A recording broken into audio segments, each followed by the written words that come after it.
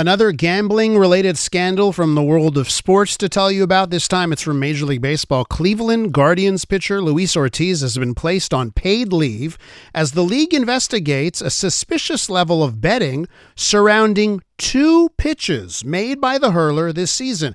And yes, you can bet on the outcomes of specific pitches now. This adds to the list of player gambling scandals since sports betting was legalized through much of North America. Let's now go to Eric Macramalla, TSN legal analyst, joins us on the line. Eric, welcome back to the program. Hey, always great to talk to you, Elias. So for you and our listeners here, I want to play some audio here. This is one of the pitches that's involved from this season, and here's the play-by-play of one of these pitches. Have a listen. Our son, because I didn't do it right. Pedro Pages leads off and takes one that is just a little bit outside, just to quote another movie that had something to do with Cleveland. So for for the viewer there, they see a pitch, and it's way outside of the strike zone. It's a ball. It happens all the time in baseball, pitches way out of the strike zone. Why, Eric, why is this pitch and one other pitch under so much scrutiny? Yeah, he delivered 2 pitches outside. I think there were a couple of sliders. And it's because when he delivered those pitches, there's software in place at the gambling sites that pick up unusual activity. And following those pitches, they realized there was unusual gambling activity on him and on those pitches. You mentioned you can bet on pitches.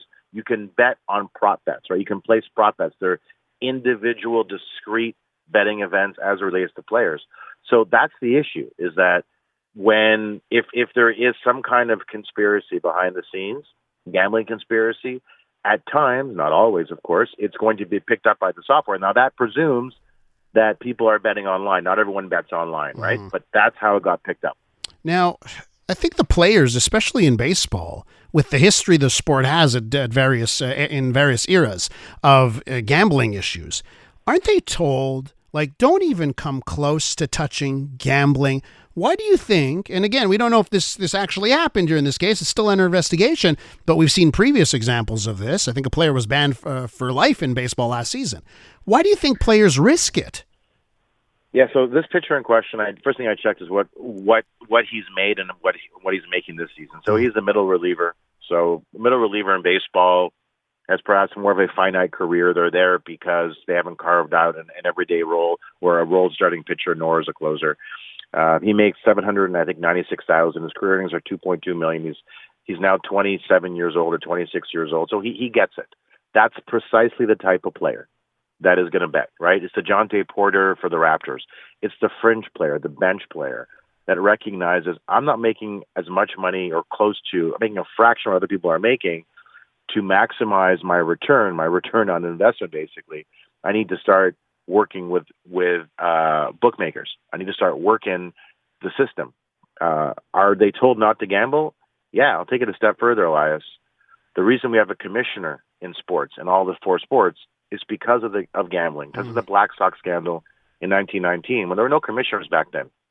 The Black Sox threw the World Series, ironically, to the Cincinnati Reds. I say ironically because Pete Rose later played for the Reds and was banned for life as a player manager at the time.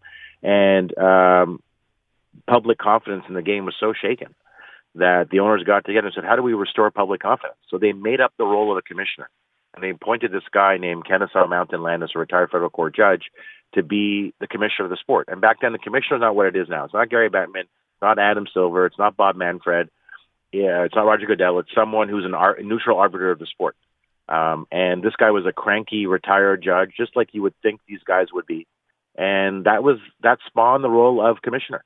So that's why we have it. Mm-hmm. Major League Baseball, when you walk into the clubhouse, it's over the clubhouse door. Don't gamble on sports. Every year, every player signs an agreement, because you have legal standpoint, you have to do this, acknowledging that if they gamble on their own team, they're banned for life. The reason I say gamble on your own team is there's a distinction in the Major League Baseball rules, Rule 21. If you bet on other sports, you're suspended for a year. Or, sorry, on other baseball games. But if you bet on your own baseball games, you're banned for life. Uh-huh. So there is a distinction there. But you're right. It's everywhere. It's in the clubhouse. They sign off. It's in the sandwiches. It's on the toilet paper. You can't miss it. You can't bet on the game. Why? Because we watch sports for one reason really effectively, because the outcome is not predetermined. At the second that it appears to be is the second you undermine the very integrity of a sport. So, yeah, you're totally right. We're with Eric Macramalla, TSN legal analyst. We're talking about the latest gambling-related scandal from the world of sports here.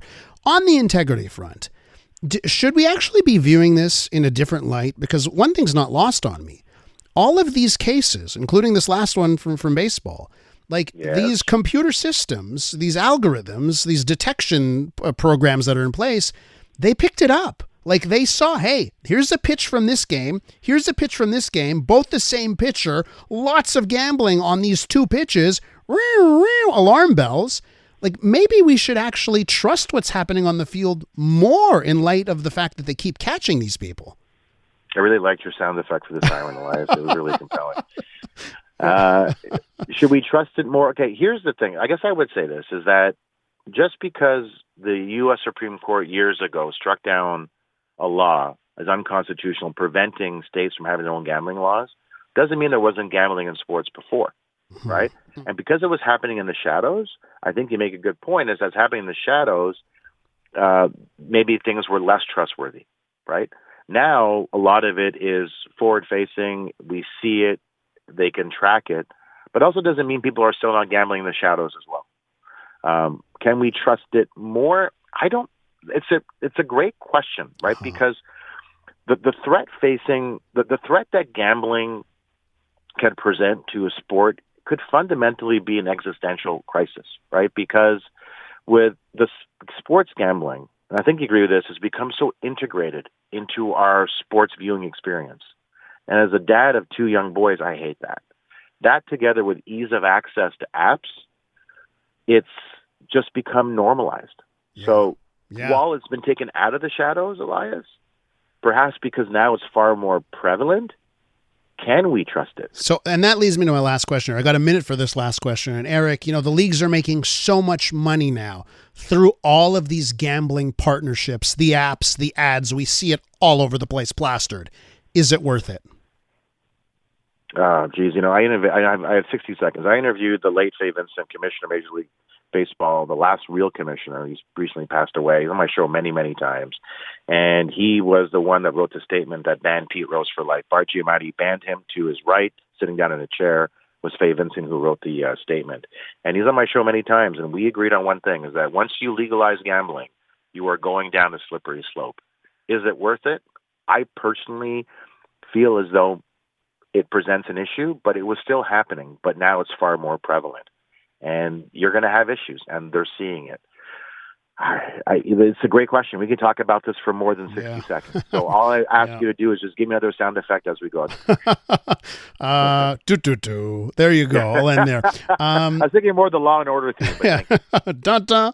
Hey, Eric, thanks for coming on. It's always a great discussion with you. And hopefully, I don't know, maybe there's going to be another gambling scandal sooner than later, and we'll catch up then as well, okay? Anytime, man. Take care. That's all the best. Eric Macramalla, TSN's legal analyst.